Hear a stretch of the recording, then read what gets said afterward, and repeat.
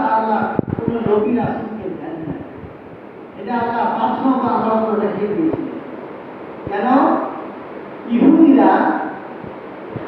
যারা এরা শনিবার দিন নামাজ পড়ে, বুঝলেন? শনিবার দিন পূজা করে। খ্রিস্টান যারা এরা রবিবারে করে, বুঝলেন? আল্লাহ আমি বলেন আমার জন্য আল্লাহ রেখে দিয়েছেন সেই বার্তা হলো শুক্রবার জুমার নামাজ। সুবহানাল্লাহ বলেন। এই সুবহানাল্লাহ বলাটা কত বড় বক্তব্য হবে জানেন? সুলাইমানকে দিলেন আল্লাহ তখকে সুলাইমানি, আইয়ুবকে দিলেন আল্লাহ মহিমা সুন্দরী।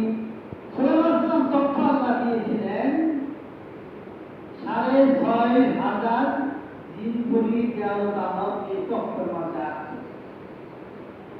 এই তথ্যগুলো যখন বাতাস হয়ে যায়, আল্লাহ বাতাসকে আঁকাও করেছে তথ্য গ্রহণ করতে। এই বাতাস তুমি কোন জায়গায় নিয়ে যাও, তথ্য নিয়ে নেই।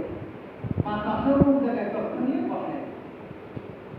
তো সুলাইমান নবী চাইতেছিলেন আকাশ দিয়ে এক মালি বাগানে পানি দিতেছে, তাকায় দেখে যে সুলাইমান তথ্য আকাশে উড়ে যাচ্ছে। উল্টো দিকে তাকায় বলছেন সুবহানাল্লাহ। এই সুবহানাল্লাহ টুকু বলার কারণে তথ্য সামনে আগায় না, সামনে জড়িত না। তথ্য এই জায়গায় কামকে অবতীর্ণ হল। হয়তো বললেন এখানে কে কি উচ্চারণ করেছিল, আল্লাহ প্রশংসা কে করেছিল? মালিক ভয়ে ভক্ত নক্ষত্রে আল্লাহ নবী সুলাইমান আমি কিছু বলি না, কিছু বলি না,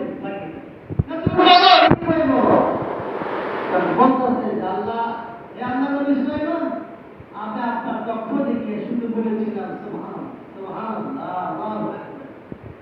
সুলাইমান বললেন এ মালিক তুমি একবার সুবহানাল্লাহ বলা আমার এই তথ্য চাইতে লক্ষ লক্ষ কোটি গুণে সব করে দিয়ে সুবহানাল্লাহ।